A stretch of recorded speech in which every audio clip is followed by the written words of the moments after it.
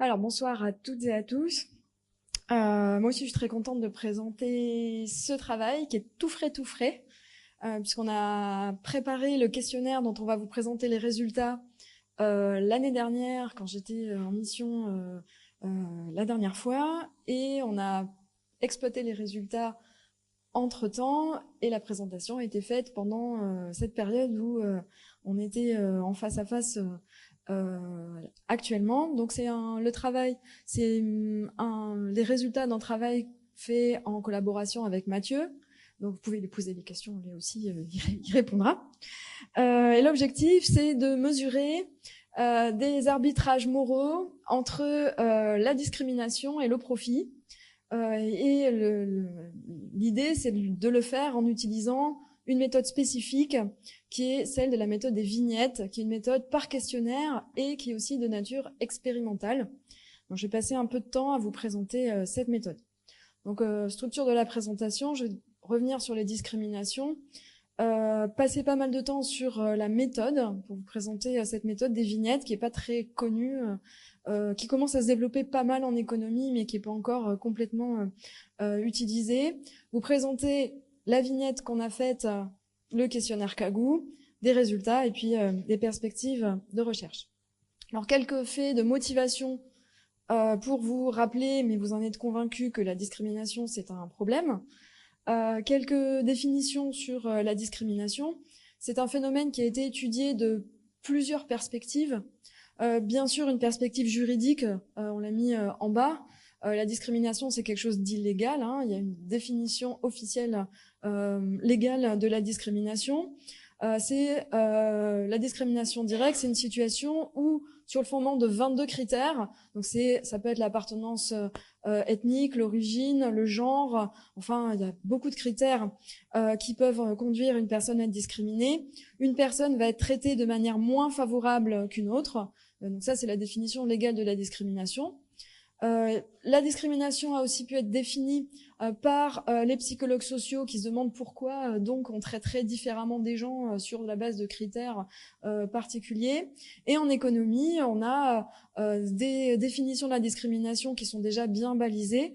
La définition de Ekman, la définition de Becker, on va dire que la discrimination arrive lorsque deux personnes qui sont identiques vont être traitées différemment à cause du genre, de l'ethnie, alors qu'elles n'ont aucune différence de nature économique, il n'y a aucune différence de productivité de ces personnes, et pourtant elles vont être traitées de façon différente. Ça, c'est la définition de Ekman. Et dans la définition de Becker, c'est un peu la même idée. Il y a l'idée que une personne va discriminer, il va y avoir de la discrimination lorsque un employeur, une entreprise va volontairement renoncer à faire du profit pour ne pas employer tel ou tel type de personne. Donc la discrimination est appréciée de façon différente selon différentes approches. Quelques exemples pour vous dire que la discrimination existe, c'est une réalité. Hier, avec le Green Book, il y a un film qui est sorti récemment où c'est pour rappeler la discrimination aux États-Unis officielle et légale à l'encontre des Afro-Américains. Les conducteurs afro-américains n'avaient pas le droit d'aller dans n'importe quel hôtel. Il y avait des hôtels réservés ou pas réservés. Et il y avait un livre vert qui prenait toutes les adresses où ils pouvaient aller, où ils ne pouvaient pas aller. Donc ça, c'est dans le passé et loin de chez nous, mais c'est aussi vrai dans le présent et près de chez nous. Avec ici un petit, la première image, c'est une annonce que Mathieu avait retenue quand il travaillait sur la discrimination à l'accès au logement, où quelqu'un qui louait un appartement disait attention, nationalité française obligatoire, pas de noirs, etc., etc. Donc ça, c'est une vraie annonce qui est parue. Il y a eu des suites pour les gens qui ont fait cette annonce-là, mais c'est des vraies annonces actuelles là-dessus. D'autres annonces ici, fiche de paye obligatoire, pas de chômeurs, par exemple. Donc la discrimination, c'est un phénomène qui existait dans le passé, mais qui continue d'exister aujourd'hui. Il y a énormément de travaux empiriques qui ont documenté ça, au-delà des anecdotes que je peux vous présenter. Il y a beaucoup de travaux empiriques, en économie en particulier, qui ont montré la réalité de la discrimination entre les hommes et les femmes, entre les blancs et les noirs aux États-Unis, etc., sur différents types de marchés. Donc là, c'est pas une littérature exhaustive, mais c'est vraiment les travaux phares sur ces différents marchés, sur le marché du travail, avec le fait qu'on a montré qu'il y avait des écarts de salaire, des écarts dans l'accès à l'emploi, des trajectoires professionnelles différenciées à cause de la discrimination, des travaux aussi sur le marché au logement, et des travaux sur tout un tas d'autres marchés, marché du crédit, marché des voitures d'occasion. Oui, les gens achètent moins les voitures d'occasion lorsque la personne est d'une ethnie différente, alors que la qualité des voitures sont identiques. Mathieu avait travaillé sur les discriminations sur le marché du tourisme, de travaux sur le marché d'accès à l'éducation avec des écoles privées. Il y a beaucoup de travaux empiriques qui mesurent, qui prouvent l'existence de discrimination. Ce sentiment, cette existence de discrimination, elle existe aussi dans les esprits de la population. Là, c'est des données issues de l'enquête génération du CEREC de 2004, où on demandait aux gens, est-ce que dans votre parcours professionnel, vous estimez avoir été victime de discrimination à l'embauche? Donc c'est ciblé, hein, c'est pas la discrimination générale, c'est la discrimination à l'embauche. Et les chiffres, c'est en fonction de l'origine des personnes. Les personnes originaires du Portugal disaient à 10% qu'elles estimaient avoir vécu une expérience discriminatoire, et les pourcentages augmentent très fortement pour les personnes d'origine du Maghreb et d'Afrique subsaharienne. Donc le sentiment de discrimination, c'est des choses qui sont véhiculées, dites par les personnes actuellement. Il y a d'autres chiffres plus généraux, là c'est des données sur l'Union européenne, où il y a à peu près 10%, c'est le graphique rouge, la courbe rouge, de personnes qui vont dire j'ai été victime de discrimination, et parmi ces personnes-là, il y a à peu près, c'est à peu près stable, 40% des gens qui vont dire que cette discrimination-là, elle était motivée par quelque chose qui était lié à l'ethnie. Donc le sentiment de discrimination, c'est quelque chose que énormément de personnes vivent. De l'autre côté, il y a aussi des gens qui affichent leur préférence pour la discrimination. Et vous avez ici les résultats de 3 baromètres différents, 3 sources différentes, où les personnes sont interrogées sur est-ce que vous pensez que les gens doivent être traités différemment en fonction de l'origine, etc. Le dernier rapport de la Commission nationale consultative des droits de l'homme en France, qui est tout en haut, on demande aux gens est-ce que vous êtes raciste ou pas, et vous avez 45% des gens qui va dire en partie raciste, donc 3% plutôt, 19% un peu et 23% pas très, enfin pas très mais quand même un peu, hein, et 55% qui vont dire pas raciste du tout. Donc on a aussi des personnes, lorsqu'on les interroge, qui vont déclarer un traitement différencié des personnes. Là, le racisme, c'est par rapport à l'origine, mais ça pourrait être le genre ou l'orientation sexuelle, etc., etc. Vous avez d'autres indicateurs qui essaient de capturer la même chose, notamment l'Eurobaromètre qui date de pas mal de temps, 97. On leur pose la question un peu différemment. Il y a des gens qui ont le sentiment de ne pas être du tout racistes, d'autres qui ont le sentiment d'être très racistes. Vous, entre 1 et 10, 1 étant le sentiment d'être pas du tout raciste et 10 le sentiment d'être très raciste, où est-ce que vous vous positionnez? Et il y a que 25% des sondés qui vont dire 1, c'est-à-dire pas du tout raciste. Donc ça veut dire que 75% des gens admettent être autre chose que pas du tout raciste dans cet Eurobaromètre. Et dans l'European Social Survey, on demande aux personnes leur approbation par rapport aux différentes affirmations que vous avez en bas dans le tableau. Certaines ethnies naissent plus intelligentes que d'autres, certaines ethnies sont plus travailleuses que d'autres, ou certaines cultures sont mieux que d'autres, et on trouve que il y a un pourcentage quand même important de gens qui vont dire que, par exemple, certaines ethnies sont plus travailleuses que d'autres. Donc la discrimination, c'est quelque chose qui a été prouvé, je reviens en arrière, par plein de travaux économiques, que l'on retrouve dans les enquêtes que l'on fait à la fois sur les gens qui s'estiment discriminés et les personnes qui auraient une préférence pour la discrimination. Dans ce cadre-là, notre objectif, c'était d'étudier un peu plus ces préférences pour la discrimination en faisant un questionnaire un peu expérimental. La motivation théorique de cet article, au-delà de la motivation sociale telle que je peux l'avoir dite dans la première partie, il y a aussi une motivation théorique, c'est le sens que, d'un point de vue économique, la discrimination n'a aucun sens. La discrimination est inefficace, puisque la discrimination au sens économique, c'est une différence qui est faite sur autre chose que les caractéristiques objectives économiques de la personne. Des personnes qui ont une productivité identique vont être traitées de façon différenciée. La littérature économique propose plusieurs explications pour essayer de comprendre pourquoi, néanmoins, on observe des comportements discriminatoires et de façon aussi massive que ce que les différentes études empiriques que j'ai citées tout à l'heure peuvent montrer. En fait, la littérature économique, au cours du temps de réflexion sur ce problème, ont apporté trois grandes explications d'une discrimination qui pourrait avoir un sens rationnel, qui serait pas juste quelque chose d'idéologique avec juste des préférences xénophobes qui n'ont pas un fondement économique, un fondement rationnel. C'est juste les gens aiment pas les personnes de telle ou telle origine ou tel groupe. Au-delà de ces préférences purement idéologiques, il y a trois explications économiques qui pourraient expliquer qu'un individu qui n'aurait pas ces préférences idéologiques racistes discriminerait quand même pour, entre guillemets, de bonnes raisons ou des raisons rationnellement fondées. Donc ces trois raisons-là, elles ont été proposées depuis longtemps dans la littérature économique. Vous avez trois grandes hypothèses. Une première et grande hypothèse qui est le fait que un individu, un employeur par exemple, ne va pas discriminer parce que lui-même n'aime pas les gens, mais parce qu'il pense que soit ses clients, soit ses employés ont eux-mêmes ce genre de préférence. Donc c'est la discrimination par le goût des clients ou le goût des employés.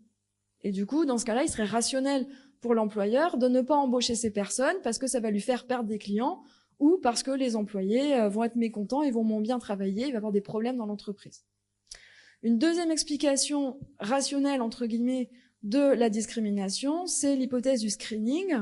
C'est que l'employeur discriminerait quelqu'un non pas parce que il n'aime pas ce groupe, mais parce que il le connaît pas bien. Il y a un déficit d'information sur le groupe en question, et ne connaissant pas les caractéristiques de la population, ne sachant pas si cette population a une bonne productivité, est-ce qu'elle est bien éduquée, comment elle est, il va s'abstenir d'embaucher des personnes de ce groupe-là pour plutôt embaucher des gens d'un groupe qu'il connaît, et souvent c'est des groupes proches du sien, voire son propre groupe. Parce que dans ce cas-là, il est plus capable de détecter les caractéristiques du groupe qu'il connaît mieux. Et encore une fois, c'est pas parce qu'il n'aime pas l'autre groupe, mais juste parce qu'il n'a pas une bonne information sur le groupe. Et enfin, une troisième hypothèse, qui serait là encore une hypothèse rationnelle, entre guillemets, ce serait l'hypothèse de la discrimination statistique. Il existe des préjugés partagés dans la population à l'encontre du groupe discriminé, et l'employeur, se fondant sur ce préjugé-là, n'ayant pas lui-même une information fiable sur les personnes qu'il va rencontrer et sur le groupe, va intégrer ces informations et du coup ne va pas prendre le risque d'embaucher une personne du groupe considéré. Donc ces trois hypothèses-là, c'est les hypothèses que la littérature économique apporte pour essayer d'expliquer pourquoi, alors que ce n'est pas rationnel de le faire, les gens discrimineraient.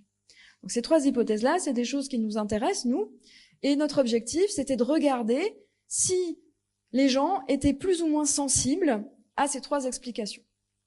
Donc le but du questionnaire qu'on a fait, c'est de tester si, lorsqu'on dit aux gens, est-ce que ces explications existent, est-ce que les gens vont changer leur opinion sur la discrimination ou avoir une autre opinion sur la discrimination. Donc ce qu'on veut, c'est savoir si l'adhésion à un comportement discriminatoire est différente selon les gens, selon qu'on leur explique qu'il y a un problème de discrimination par le goût, il y a un problème de discrimination statistique ou il y a du screening. Donc ça, c'est notre principal objectif dans ce questionnaire. Et on a rajouté deux éléments. Un élément qui est le fait qu'il fallait quand même tenir compte en plus du coût de la discrimination sur l'entreprise en question, sur l'employeur, parce qu'il y a des travaux qui ont montré que le coût de la non-discrimination avait un effet empirique sur le comportement discriminatoire des employeurs. Donc nous, comme on sait que ça joue dans la réalité, ben on l'a intégré dans notre questionnaire. Et le troisième élément qu'on a intégré dans notre réflexion, c'est le fait de savoir si l'opinion sur la discrimination, l'adhésion plus ou moins forte à la discrimination, pouvait être influencée par un message, une norme sociale, qu'un décideur pourrait faire parvenir à l'employeur, comme quoi discriminer c'est pas très bien, il faut embaucher les gens de façon égale, ou au contraire il faut favoriser le groupe qui est victime, ou simplement un décideur qui dirait rien. Donc on a ces trois éléments-là. Le cœur, c'est d'étudier des différences de sensibilité à l'adhésion à la discrimination en fonction d'explications de la littérature économique, en tenant compte donc de coûts différenciés pour l'employeur et en tenant compte de l'existence d'une norme sociale qui pourrait prendre la forme d'un message sur la discrimination. Donc ça, c'est l'objectif du papier. Comment on s'y est pris ? C'est la méthode des vignettes sur laquelle je veux passer un petit peu de temps. Pourquoi on va prendre cette méthode-là que je vais vous présenter ensuite ? Parce que c'est difficile de recueillir des informations sur ce qu'on veut mesurer. Recueillir des préférences sur la discrimination, c'est quelque chose qui est compliqué à mettre en place pour tout un tas de raisons qui sont de bonnes raisons, qui expliquent que il y a pas énormément de travaux qui existent là-dessus. D'abord, la discrimination, c'est illégal. J'ai commencé en vous rappelant la définition juridique, et c'est pas légal de discriminer. Donc demander aux gens s'ils sont d'accord pour discriminer, c'est pas pareil que demander aux gens s'ils pensent qu'il y a des cultures qui ont qui sont plus ou moins efficaces. C'est quelque chose qui pourrait être dangereux, au pire pour les répondants. Et donc, c'est un peu sensible comme question qu'on va poser. Souvent aussi, dans le domaine, dans les études qui travaillent sur ces questions sensibles, on a des biais dans les réponses parce que les gens qu'on interroge souvent ne répondent pas à ce qu'ils pensent vraiment, mais ils ont tendance, et d'autres travaux l'ont montré, à répondre ce qu'ils pensent que la personne qui pose la question attend. Et donc, nous, on veut pas du politiquement correct, on veut connaître les vraies préférences des gens. Et ça nous gênerait si on demandait aux gens, vous pensez que si ça coûte vraiment très cher, on a le droit de discriminer? Si on pose la question directement, il se peut que les gens répondent pas vraiment ce qu'ils pensent, mais disent « Ah bah oui, bien sûr, oh là là, c'est pas bien, et on n'aurait pas de vraies données. » Il y a d'autres raisons qui expliquent que c'est dur de poser la question directement, et c'est pour ça qu'on va utiliser les vignettes. C'est parce que la discrimination, c'est compliqué à expliquer. Pour poser la question, est-ce que vous pensez qu'une discrimination par screening avec un coût élevé pourrait justifier quelque chose? Il faut que j'explique ce qu'est le screening, tout ça. Ce sont des phénomènes qui sont vraiment, vraiment compliqués à expliquer et c'est difficile de poser la question directement. Les répondants, ils connaissent pas le vocabulaire, il faudrait leur faire les 10 minutes que je viens de vous faire ou je sais pas combien de temps je viens de faire pour que les gens puissent répondre directement. Donc l'information, elle est difficile à capter. Et enfin, dernière raison, c'est qu'il se peut très bien que les individus aient un avis qui soit un avis nuancé sur la question. Ils ont un avis en général, mais si je leur dis oui, mais si le coup il est vraiment très très fort, mais il se peut que les gens ils changent d'avis entre différentes choses, et donc l'avis des personnes n'est pas simple. Ils ont un compas moral qui peut varier en fonction de plein de facteurs. Du coup, poser la question directement, c'est quelque chose qui marche pas très bien. Et pour ça, on a recours à une méthode qui est indirecte, qui est la fameuse méthode des vignettes qu'il faut que je vous présente. Alors, c'est une très vieille méthode. Les premières vignettes qui ont été posées, ce sont des anthropologues américains dans les années 20 au Libéria qui étudiaient les croyances d'un peuple particulier qui était le peuple Krou. Et ils voulaient demander aux gens ce qu'ils pensaient du bien et du mal, et ils se rendaient compte que les gens, quand on leur demandait c'est quoi le bien, c'est quoi le mal, ils étaient gênés, ils répondaient pas directement. C'était un peu trop sensible. Et surtout, si on leur disait vous pensez que le chef il fait bien, il fait mal, les gens répondaient pas bien, Par contre, en passant par des proverbes, en leur disant « le proverbe crew dit que, qu'est-ce que vous en pensez ?» Dans ce cas-là, ça décentrait un petit peu la question. On racontait une histoire qui n'était pas directement l'histoire posée, mais on passait par une fiction commode. Et dans ce cas-là, les gens discutaient et disaient des choses beaucoup plus intéressantes. Donc c'est une vieille méthode d'anthropologue, en fait, la méthode des vignettes, qui a été reprise dans les années 70 par les collègues en psychologie sociale et en sociologie, justement pour étudier les jugements moraux des personnes. Donc c'est une méthode qui permet de faire dire le bien et le mal, la moralité aux gens, sans les brusquer et en réussissant à capturer l'information. En sociologie, dans les années 70, ça a servi à mesurer les déterminants du statut social. C'est-à-dire, est-ce que vous pensez qu'un noir c'est mieux ou pas moins bien qu'un blanc? C'est dur à poser directement. Par contre, quand on raconte une histoire où il y a un blanc, où il y a un noir et il se passe des choses, c'est plus facile à travailler. Ça a aussi été utilisé par les psychologues sociaux pour essayer de regarder les déterminants de la culpabilité. Lorsque une personne, on présentait quelqu'un qui avait causé un accident et on disait ah oui mais c'est un bon père de famille qui est une personne morale ou qui a telle ou telle religion, est-ce que il faut le punir beaucoup, pas beaucoup, qu'est-ce que vous pensez de cette personne? Donc ce sont des méthodes qui ont été utilisées par les confrères dans d'autres sciences sociales pour faire dire le bien, le juste de façon indirecte et de façon tranquille. Pour des cas très sensibles comme la culpabilité criminelle des gens ou le statut social des personnes. Alors en économie, parce que nous on est en éco, c'est une méthode qui commence à se développer pas mal, notamment en empirical social choice, qui est une branche de l'économie normative qui essaie d'étudier l'adhésion de gens aux différentes théories de la justice. Il y a plein de théories de la justice, égalitaristes, libertariennes, ce genre de théories-là. Et ces théories-là, elles sont souvent très fondées en termes de cohérence interne et elles s'opposent sur des postulats fondamentaux très différents. Et ce qui intéresse les gens en empirical social choice, avec Yari, Bar-Hillel et Garner et Schockert parmi eux, c'est de dire comment les gens, les vrais gens, trient les différentes théories de la justice, comment ils classent les préceptes normatifs entre eux. Et du coup, cette littérature-là a beaucoup développé des travaux empiriques sur les vignettes. Donc ça, c'est une méthode expérimentale. On a trouvé que cette méthode était très bien pour étudier justement les préférences des gens sur la discrimination.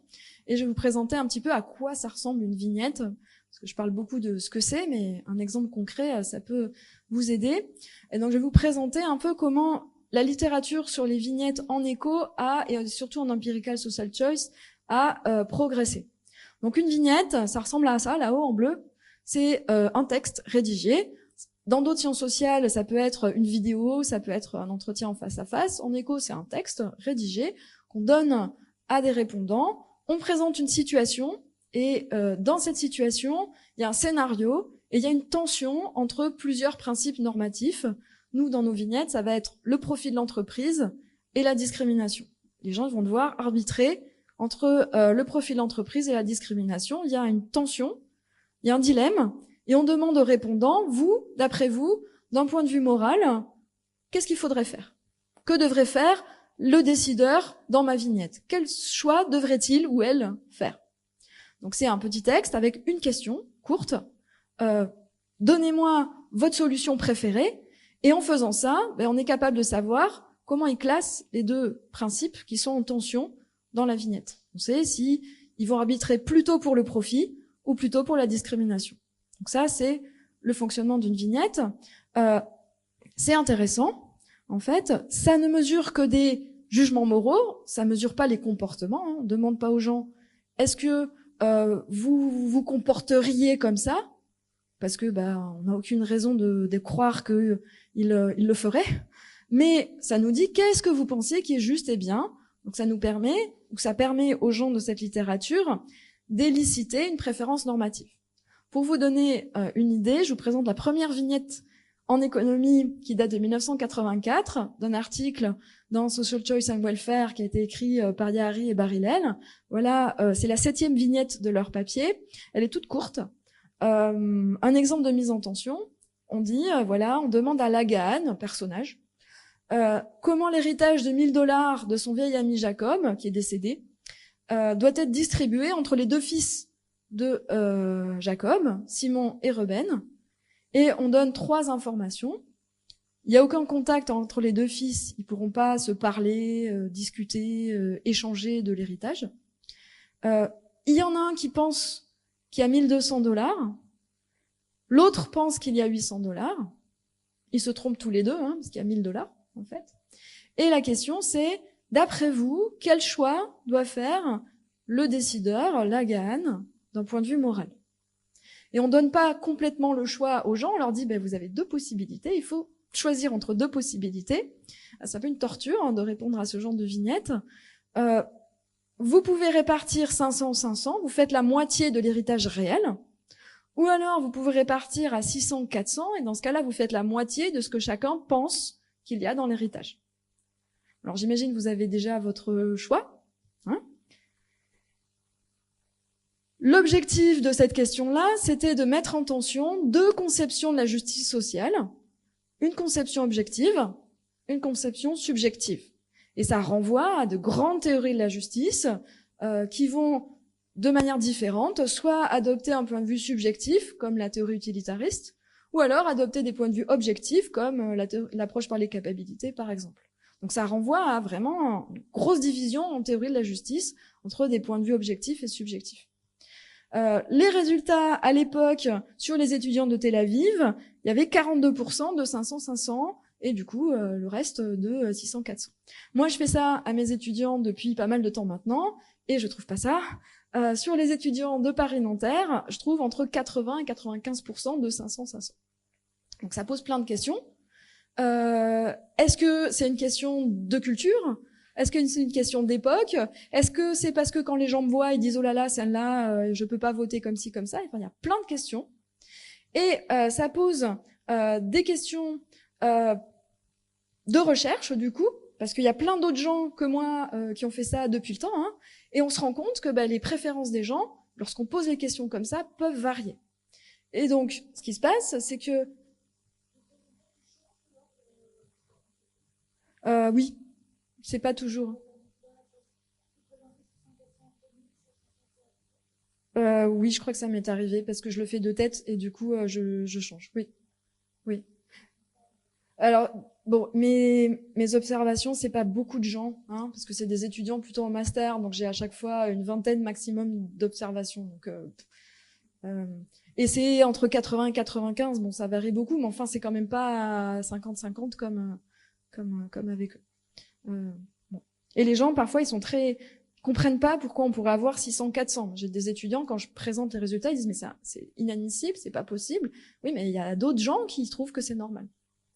Ce qui est intéressant, c'est déjà de voir que les choix normatifs des gens sont différents, et aussi qu'en fonction des contextes et en fonction des cultures, il y a des choses qui font varier peut-être les arbitrages normatifs des gens. Donc ces vignettes-là, c'est intéressant, ça permet de révéler ces préférences. La littérature, elle a progressé justement en s'interrogeant sur ces effets contextuels. Et il y a 2 voies de recherche qui ont été traversées par la littérature. Il y a 2 types d'hétérogénéité contextuelle qui sont intéressantes, et les vignettes, elles servent, d'accord, à révéler l'arbitrage que font les gens. Ça, c'est la vignette de base. Mais en fait, la littérature, ce qu'elle étudie au-delà de ça, c'est des effets contextuels dans 2 sens. Des effets contextuels sur l'histoire qu'on raconte aux gens, justement ce que tu disais, et si je change l'ordre, et si c'est pas 1200-800, mais c'est 1500-500, est-ce que ça change? Est-ce que si c'est pas un héritage, et si c'est des bonbons, est-ce que ça change? Il peut y avoir le compas moral des gens qui varie en fonction du contexte et de l'histoire qu'on raconte, des paramètres de l'histoire qu'on raconte. Ça, c'est des effets contextuels, c'est une hétérogénéité contextuelle.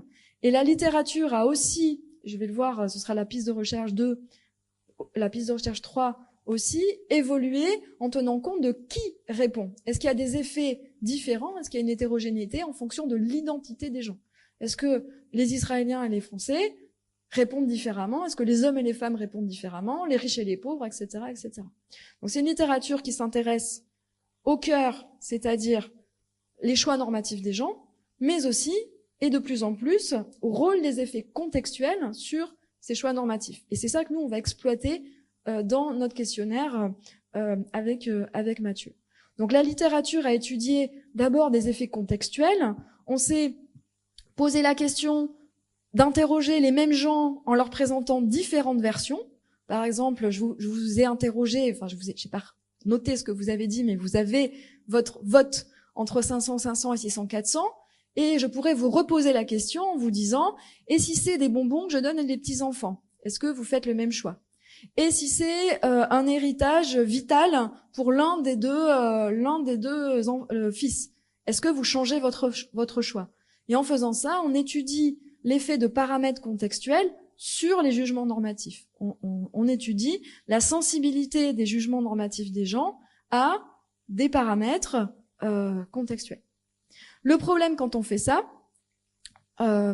c'est que on n'est pas vraiment sûr de mesurer correctement en posant les mêmes vignettes plusieurs fois avec des changements paramétriques aux mêmes répondants. On n'est pas sûr de pas capturer d'autres choses que ce qu'on veut mesurer. Parce qu'en fait, ce qu'on mesure, c'est les changements d'avis des gens. Il y a des gens qui sont très têtus. Quand ils ont choisi, ils vont refuser de changer d'avis. Et en fait, au lieu de prêter attention au contexte, à l'information que je vais donner, ils vont plutôt me juger moi qui pose la question et ils vont juger mon intention de chercheur d'essayer de les faire changer d'avis.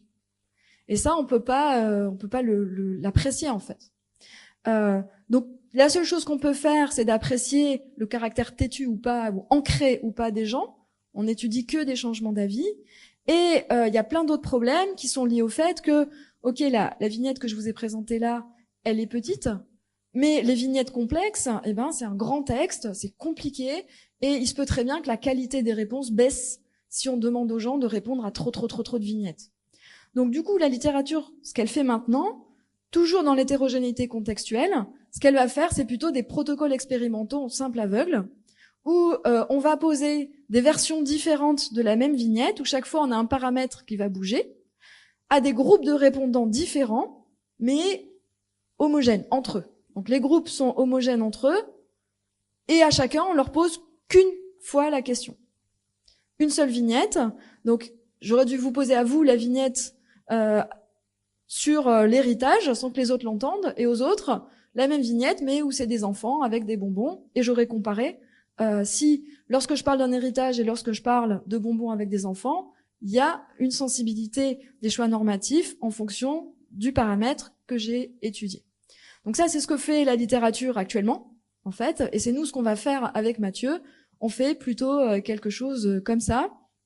Et là, les surveys ou les méta-analyses sont d'accord pour dire que on peut identifier un effet causal des facteurs contextuels sur les arbitrages normatifs des personnes.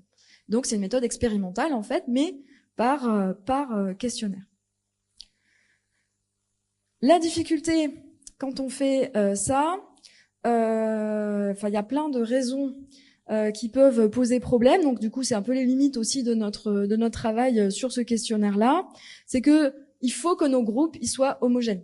Parce que si je pose des questions avec des variations à des groupes qui sont pas les mêmes, qui ont pas les mêmes propriétés, du coup, je risque d'avoir des effets de composition de mes groupes et pas des effets sur les paramètres que je veux étudier. Ce que font les gens en général, c'est travailler sur des groupes d'étudiants.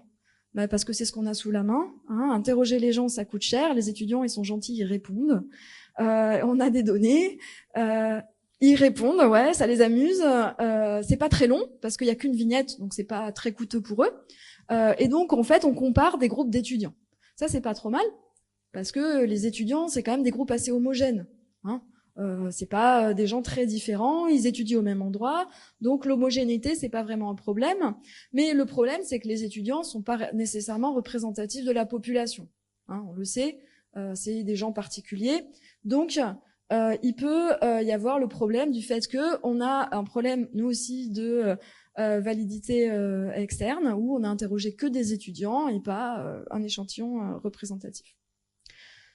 L'autre voie de recherche qui peut être étudiée, c'est de traiter un autre cas d'hétérogénéité, non pas l'hétérogénéité du contexte, de l'histoire qu'on raconte, mais l'hétérogénéité des répondants. Ça, c'est une autre voie de la littérature sur les vignettes, où ce qu'on va faire, c'est pas ce qu'on fait avec Mathieu dans ce papier-là, mais l'idée, c'est justement de poser deux versions de la vignette à des gens très différents, mais dont on connaît toutes les différences. Et dans ce cas-là, ce qu'on va faire, c'est qu'on va étudier qui change d'avis.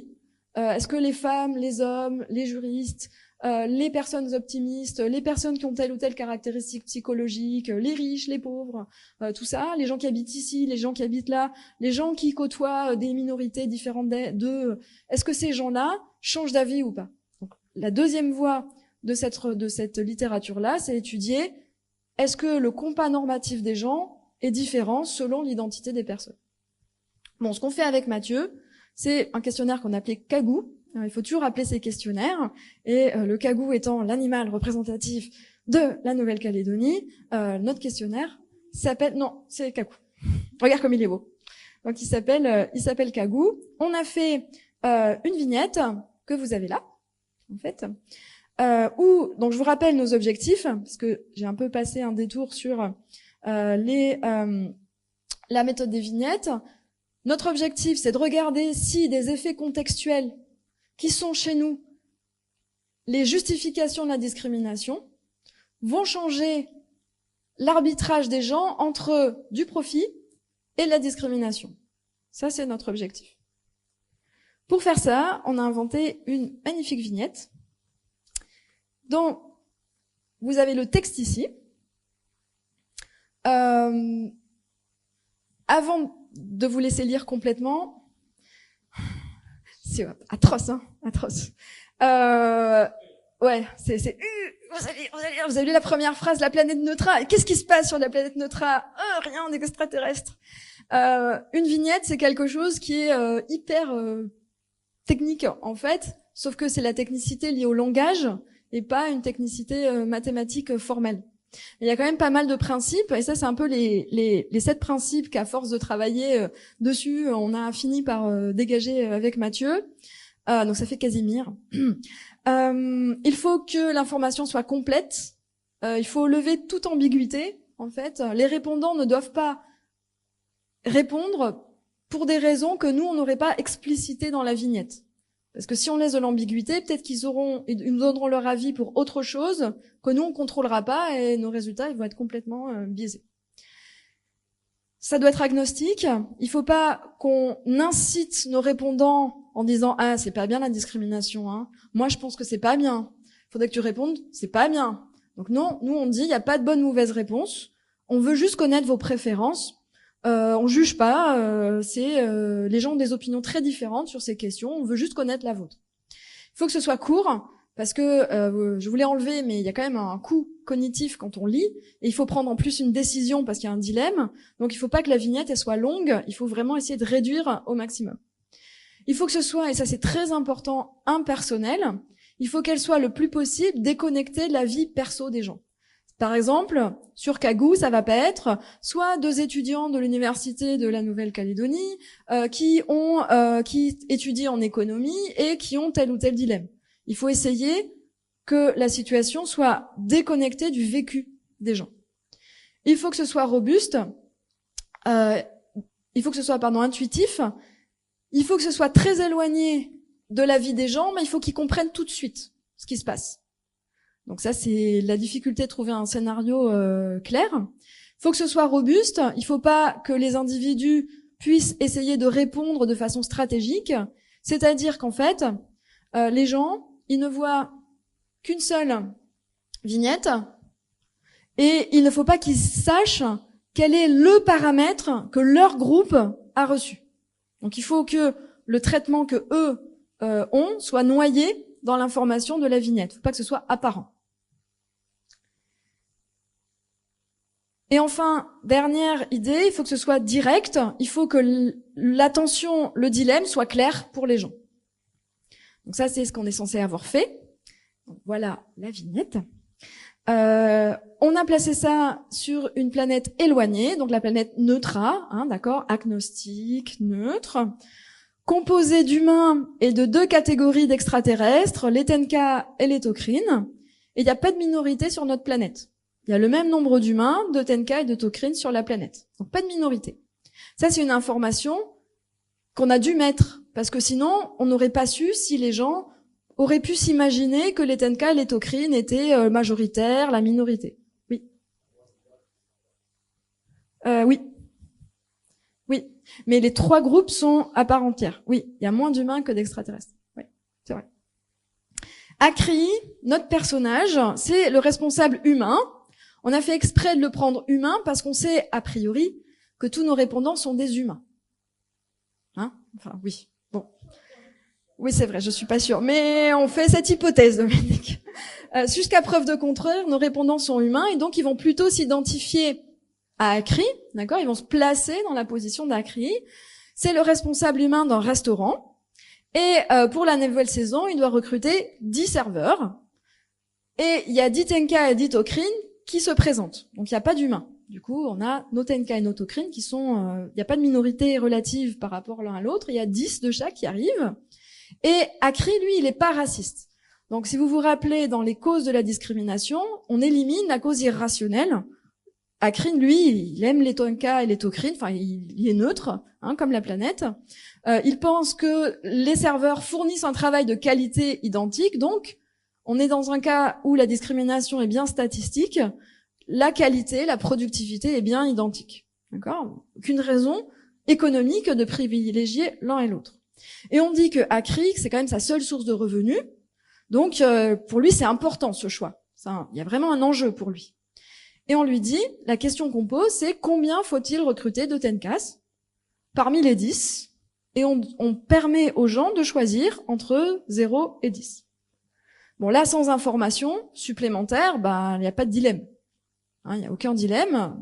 Il y en a 10 de chaque, il faut en recruter 10, j'en prends 5, quoi.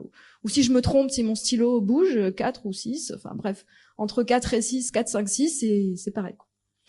Là, on va intégrer des dilemmes, c'est qu'on va créer 15 variantes de ce scénario en faisant varier ces fameux facteurs contextuels qu'on veut étudier. On va commencer par s'intéresser aux 3 grandes sources de discrimination. On va rajouter une information en disant « ouais, les consommateurs n'aiment pas les Tenkas ». Les Tenkas, ça va toujours être notre victime. Nos pauvres discriminés, c'est les Tenkas dans notre histoire. Ou alors, Akri ne connaît pas bien les Tenkas. Ou alors, Akri a entendu dire que les Tenkas, ils ont pas très bonne réputation. Donc on rajoute une information différente selon nos groupes de répondants sur les justifications économiques de la discrimination. On fait aussi varier 2 autres facteurs. Le coût plus ou moins important pour Akri de la discrimination. Dans un cas, c'est là où on a mis la plupart de nos scénarios, il risque de perdre 50%, enfin il va perdre 50% de ses clients. Et on a diminué cette pression sur son profit à 25%, et dans certains cas, ça monte jusqu'à 75%. Et enfin, le 3e paramètre qu'on va faire bouger, c'est est-ce qu'il y a une norme qu'on dit sur la planète. Dans des cas, on dit rien. Dans d'autres cas, on va avoir un chef respecté qui va dire il faut discriminer positivement les Tenkas ou il faut traiter pareil les Tokrines et les Tenkas. Donc un exemple, je vais pas vous présenter les 15, mais celui que je vous présente, c'est le scénario 4, celui-là, là. C'est présenté comme ça. On dit, Akri a observé que ses clients n'appréciaient pas d'être servis par les Tenkas. Donc là, on est dans la discrimination sur le goût. Il y a d'autres vignettes, on leur a dit, il les connaît pas, ou ils ont mauvaise réputation. Le restaurant perd la moitié de ses clients dès qu'il voit au moins un serveur Tenkas. Donc c'est pas un risque, c'est sûr, en fait, qu'il va perdre beaucoup de profit. La moitié. Et puis on rajoute en bas aussi une information dans le scénario 4 sur le fait qu'il y a un grand chef qui est très respecté par tout le monde, voilà, et que ce grand chef a dit il faut une norme égalitaire de traitement entre les Tenkas et les Tokrines. Ça, là, vous avez le texte de ce scénario 4. Et en fait, on en a 15 comme ça, où chaque fois, il y a un élément qui va varier. Et l'objectif, c'est de regarder en comparant les réponses des gens aux différents scénarios, est-ce que l'un ou l'autre des 3 facteurs qu'on fait varier change la façon qu'ils ont de traiter les TENCAS et d'arbitrer entre le profit de ACRI et la discrimination. En gros, si ACRI discrimine, il ne perd pas d'argent, mais si il discrimine pas, il perd de l'argent. Et du coup, nos répondants, ils ont un dilemme. Est-ce qu'il faut discriminer et tenir compte du profit d'ACRI, ou ne pas discriminer et lui plomber son profit? Donc on a fait ça, on a fait passer les questionnaires entre août 2018 et janvier 2019 sur des étudiants de l'Université de la Nouvelle-Calédonie et de Paris-Nanterre, 915 étudiants interrogés, essentiellement des L1, en droit, en éco et en sciences, en autres sciences. C'était une passation directe en salle de cours, donc on a pu contrôler ce qui se passait, dire aux gens de ne pas parler entre eux, de vraiment réfléchir pour eux. Et dans chacun de nos 15 groupes, on a entre 41 et 93 personnes. On peut commencer à faire des stats. Quelques résultats. Premier résultat global. Lorsqu'on fait arbitrer les gens entre le profit d'ACRI et le fait de ne pas discriminer, on se rend compte que 40% des gens soutiennent la discrimination. Donc, dans l'arbitrage entre profit et discrimination, la méthode des vignettes permet de révéler, en fait, que la discrimination peut être justifiée. Donc, discrimination forte, c'est les gens qui ont répondu 0 ou 1 TENCA sur les 10. Modérée, entre 2 et 3 TENCA. Et au-delà, on considère qu'ils discriminent pas, parce que 4, statistiquement, c'est pas significativement différent de 5 sur 10 personnes. Donc, on ne tient compte que des gens qui discriminent vraiment les TENCAS. Donc, premier résultat, la discrimination peut être justifiée. Maintenant, ce qui est intéressant, c'est est-ce que les différentes justifications que donne la littérature économique modifient ou pas cette sensibilité dans l'arbitrage entre profit et discrimination. Donc, résultat ici, on trouve que lorsque c'est le goût des clients qui est dit comme justification de la discrimination, il y a moins de gens défavorables à la discrimination et plus de gens qui vont soutenir une discrimination forte ou partielle. Donc, en fait, le facteur de justification qui modifie plus l'arbitrage entre profit et discrimination vers la discrimination, c'est le goût. Et les gens, ils sont moins sensibles, enfin, ils vont moins arbitrer pour la discrimination lorsque ACRI connaît pas bien les TENCAS ou lorsque les TENCAS ont mauvaise réputation. Ça va moins sortir ici. Le coût a un effet, comme le montraient les papiers empiriques qu'on avait trouvés. L'arbitrage en faveur de la discrimination va être plus fort lorsque le coût est élevé. Et en fait, l'écart est significatif lorsqu'on compare le traitement avec 25% de perte de profit et le traitement avec 75% de perte de profit. Quand on compare les deux, là, le coût joue significativement dans l'arbitrage que font les répondants. Lorsque on étudie le coût de la non-discrimination en fonction des différentes justifications économiques des consommateurs, donc le coût de la non-discrimination, c'est vraiment ceux qui ne discriminent pas. En fait, la relation entre le soutien à la discrimination et le coût de la non-discrimination, ça ne marche bien. En fait, ça ne sort significativement que dans le cas du goût des consommateurs et pas dans les deux autres motivations, en fait, que l'on a trouvées.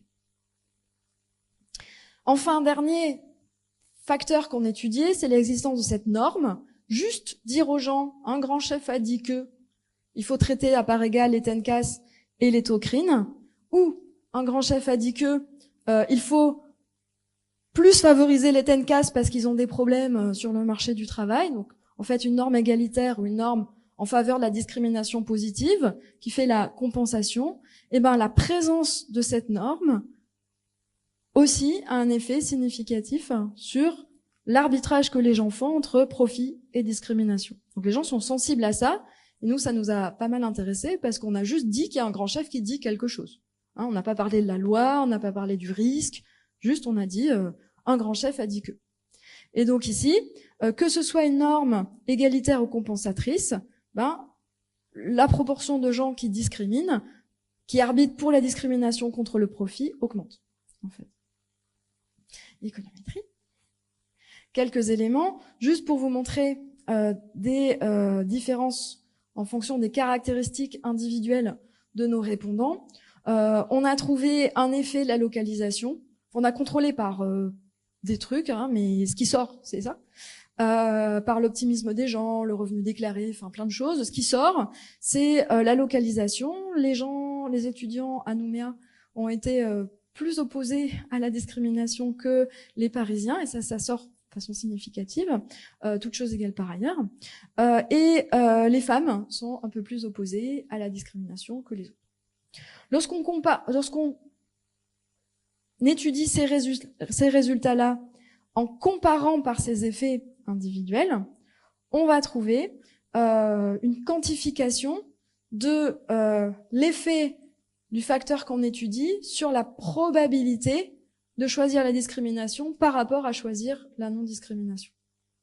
Donc ici, on a un écart entre les 25% et les 75% de coûts qui va avoir un impact, toutes choses égales par ailleurs, donc en contrôlant de nos caractéristiques individuelles, l'âge, pas l'âge parce que c'est tous des étudiants, mais le genre, la localisation, etc. Va y avoir un impact ici où va y avoir plus 6,9% de gens qui vont 6,9 points de pourcentage de gens qui vont soutenir la discrimination fortement, d'écart entre les cas où il y avait que 25% de coûts et les cas où il y avait 75% de coûts, et cet écart-là est significatif. Oui, oui. Je sais plus. Qui est là? Et ça, c'est la baisse, c'est ce trait-là. 15 pour discrimination forte, 23, je sais plus, pour la discrimination modérée, et le complément pour la discrimination opposition à la discrimination. Alors ça marche, c'est significatif entre 25 et 75%, mais entre 50 et 25 et entre 50 et 75, il n'y a pas d'effet. Mais entre 25 et 75, là l'effet est visible et significatif ici. En ce qui concerne la source de la discrimination, on trouve des écarts entre le goût et la discrimination statistique et le screening et la discrimination statistique. Et ces écarts, alors par contre, il n'y a pas d'écart entre le goût et le screening significatif. Donc on a aussi des effets en fait qui sont significatifs.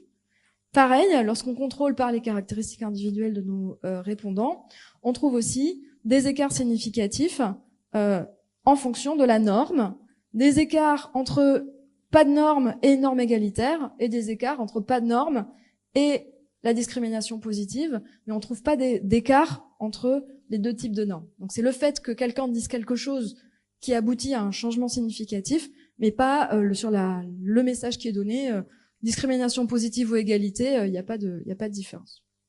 Donc au total, dans ce travail CAGOU, ce qui nous a intéressé, c'était de révéler des préférences pour la discrimination dans un arbitrage au sens économique entre profit et discrimination. Et on voit que globalement, il y a effectivement une préférence pour la discrimination qui va être révélée.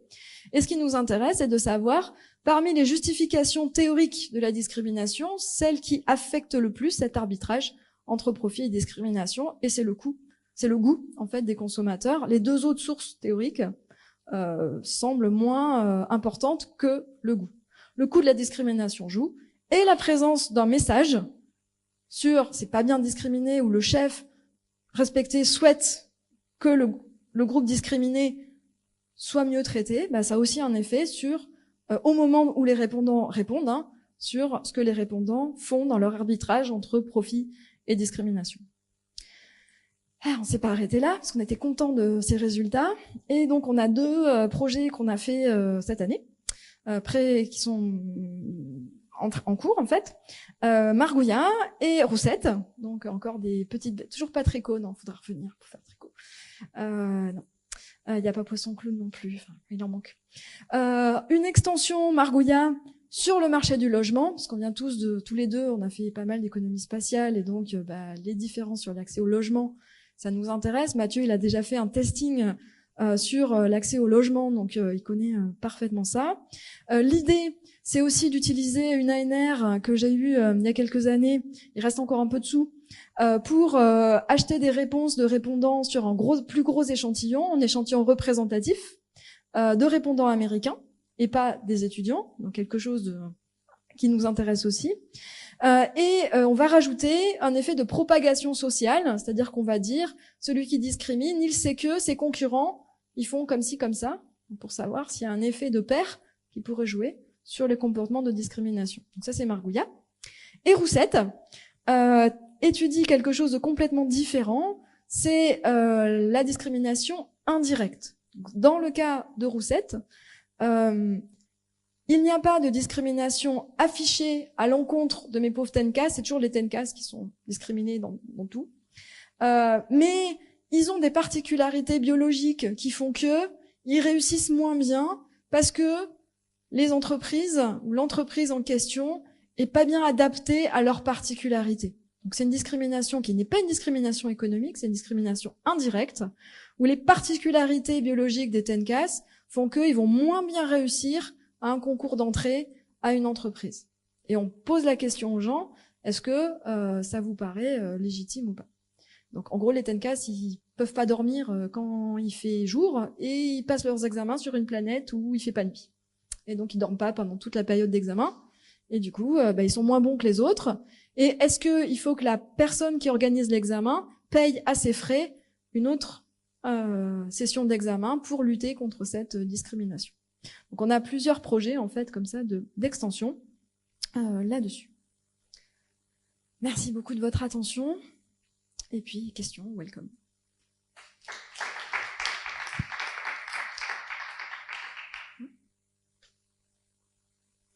J'ai pas les questions, Mathieu.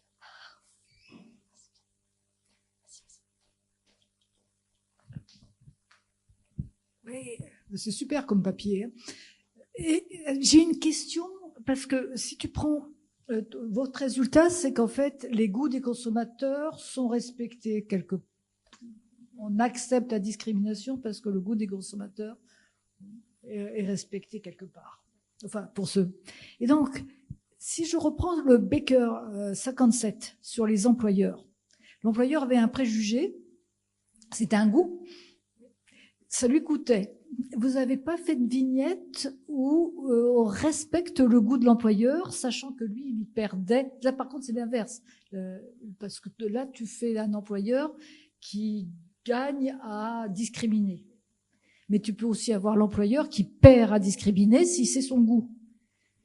Et donc, je me demandais, vous n'avez pas regardé le cas où on respecterait le fait que l'employeur perde du fric pour satisfaire son goût? Non, c'est la situation symétrique. Ouais. Ce qu'on voulait, c'est de décentrer complètement la situation. Et en fait, il faut pas que ce soit la personne qui prend la décision qui soit à l'origine du préjugé, en fait. Parce que sinon, le répondant, il va juger la moralité du personnage et non pas son profit, son choix, en fait. Donc là, c'est le fait que c'est les clients qui le font. Le personnage qui prend le choix, il a un vrai dilemme éthique et qui est déconnecté de ses propres préférences. Non, parce qu'il peut s'identifier à l'employeur en se disant ce pauvre employeur qui n'a pas de préjugés, qui va y paumer parce qu'il y a des consommateurs qui sont des alors ça, on n'a pas la variable là-dessus. Dans les prochains questionnaires, on va poser la question parmi tous les personnages à qui vous vous identifiez. On va demander est-ce que vous vous identifiez à Acri, Autocrine, au TENCAS, à personne. parce que justement, on sait pas en fait à quoi il s'identifie. Mais dans la méthode des questionnaires, c'est comme tout à l'heure, Lagan, il n'était pas mêlé en fait à l'histoire. Celui qui prend la décision, on va juger la moralité de sa décision, mais lui-même, il faut pas qu'il soit partie prenante du truc en fait.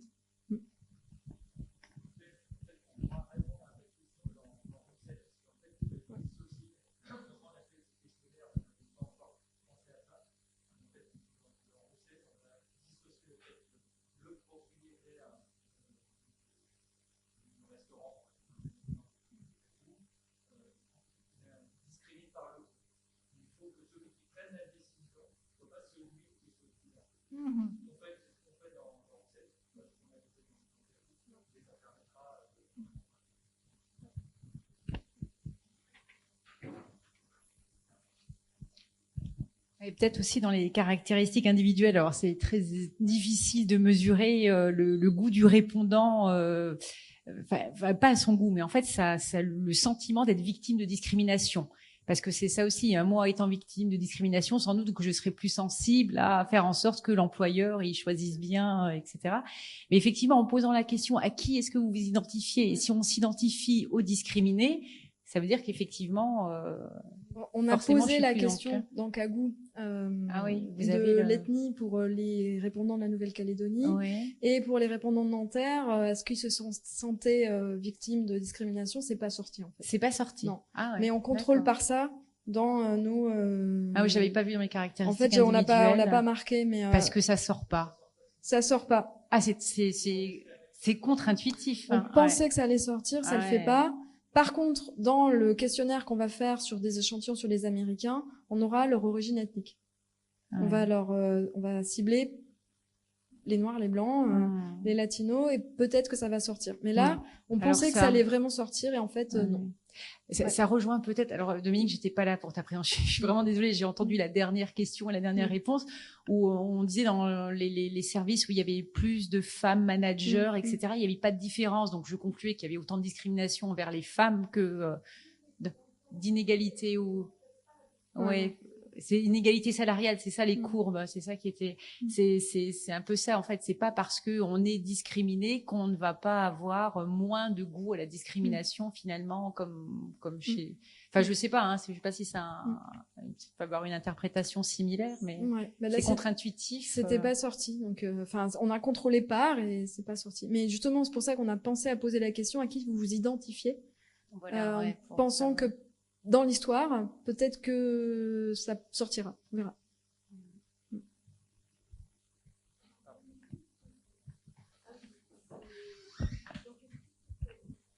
Plus différenciés en fait que des étudiants. Les deux prochaines, les deux Margouillat et Roussette. On va le faire sur un échantillon représentatif d'Américains. Bon, parce que il se trouve que voilà, mon mari est patron de restaurant, donc forcément je m'identifie. Tu vois, donc forcément t'as des biais comme ça. Tu vois, et pourtant j'ai pas l'impression d'être représentative d'une personne qui va discriminer, mais pour autant entre le profit et, tu vois, il faut qu'il y ait une mise en tension en fait, parce que si, ce que je disais au début, si je demande aux gens est-ce que c'est bien de discriminer, non. Bien sûr. Donc, le fait de créer une tension entre quelque chose qui est rationnel, qui est le profit, et la discrimination, en fait, ça nous permet essentiellement de contrôler les effets contextuels. C'est vrai qu'on voit qui discrimine ou qui discrimine pas, mais cette tension-là est nécessaire pour que le compas moral des gens, il soit tiraillé entre les deux et affecté par les facteurs qu'on rajoute. Mais il me semble que vos résultats, ils sont quand même très liés à la population que tu interroges. Ça, c'est sûr. Tu vois, là, si tu représentes des adultes qui ont des métiers très différents, dont des restaurateurs, tu vas pas avoir la même chose que sur une population d'étudiants. C'est pour ça que dans Margouillat, grâce au ciblage et au sous de l'ANR, on va interroger les agents immobiliers aux États-Unis pour voir si ça change ou pas.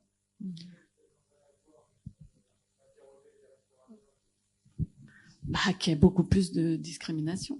C'est-à-dire, par exemple, la toute première diapo, moi, je l'ai pas bien compris, on en parlait avec Virginie. Et finalement, est-ce que celle-là, vous l'avez présentée ou pas? Parce qu'elle a pas d'autres... la toute première, celle-là, elle a pas de... Comment t'appelles ça? De biais.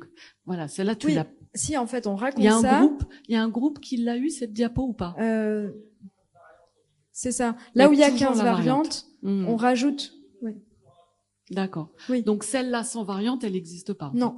On est d'accord. Non, en fait, ça c'est le cœur. Et dans le carré rouge, on va rajouter 15 permutations ouais, possibles. D'accord. Ok. Parce que celle-là toute seule sans variante. Là, il y a aucune tension.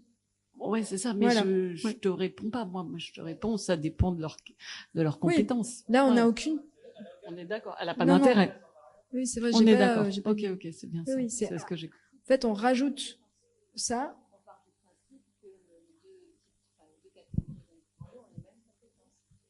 D'accord. Oui, on donne aucune information. On dit même qu'Akri, il est pas raciste. Enfin, les Tokrin et les Tenka, lui-même, il considère qu'ils sont aussi bons, Serbes.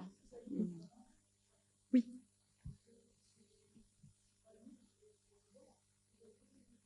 Oui. Ce sera un effet contextuel à traiter. Est-ce que si she does et he does, est-ce que ça change? Ça, ouais. Et on a pris que des mecs tout le temps. Mais c'est des aliens aussi, on sait pas ce que c'est, hein, les aliens. Mais Akri, c'est he. Akri, ça va être he. Akri, ça va être genre chez les extraterrestres. Non. Je m'y connais pas. Ça pourrait être she. On a une variante qu'on n'a pas mise là, parce que c'était pas sur beaucoup de gens, ou c'était les humains qui étaient discriminés, justement pour tester ces questions d'identité. Mais en fait, on a envie de traiter plein d'effets contextuels. Celui-là, ouais, c'est vrai, on peut lui mettre she, ouais, pour voir si le fait qu'une femme discrimine, est-ce que ça... ouais. Ouais. Ah, c'est sûr. Ouais.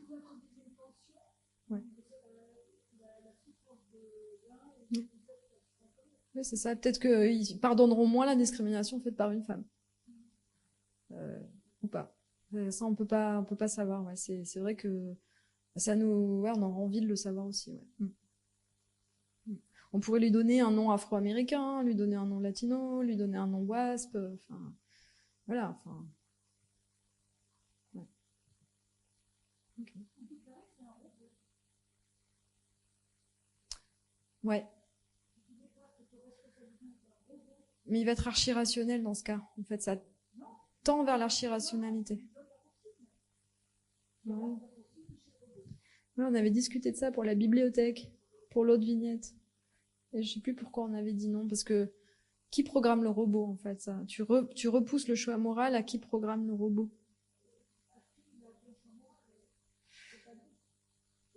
Ouais, mais pourquoi il obéit pas au fait de ne pas discriminer si le grand chef a dit qu'il faut pas discriminer? En fait.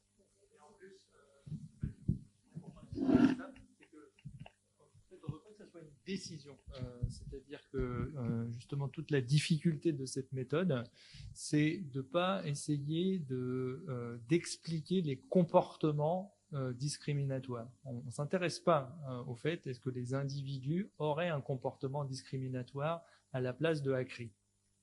Et s'ils deviennent les programmateurs de Akri, qui sera un robot, là, tu vois, voilà, le répondant devient, on est en train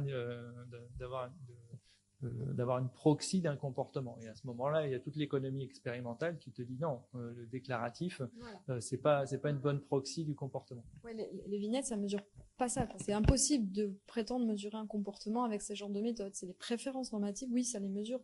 Bah, nous on trouve bien, mais on peut pas aller au-delà.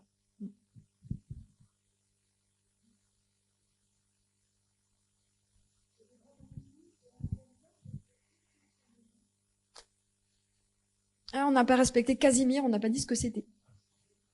On n'a pas respecté Casimir, on n'a pas dit ce que c'était, on ne sait pas. On l'a pas appelé, c'est un grand chef. Ouais, c'est que des mecs, c'est un grand chef. Et on a mis grand chef justement parce qu'on voulait pas qu'il soit élu, pour pas que les gens se projettent dans leurs croyances dans l'élection, surtout que Kagou, il a été passé à Nouméa un petit peu avant le référendum. Et donc, voilà, c'est une des raisons qui ont fait qu'on a un grand chef respecté. Ça peut paraître un peu bizarre, mais ça a évité que les gens se disent ah ouais, c'était un peu Tauchi, donc on n'a pas. C'est un grand chef respecté.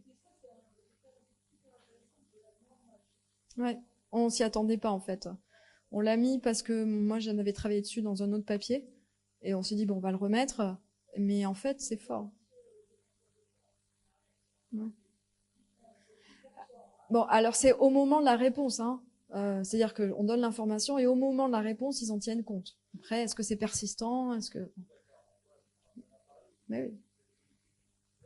Ouais. C'est ça. C'est ça.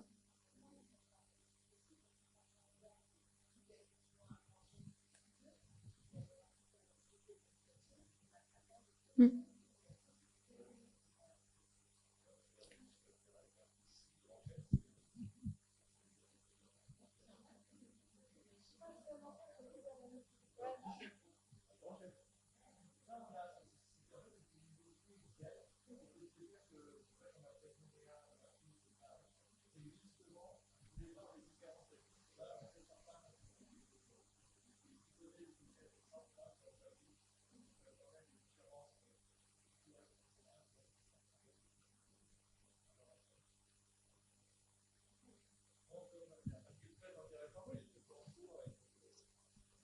Bon, merci de votre attention et de vos questions et de vos remarques.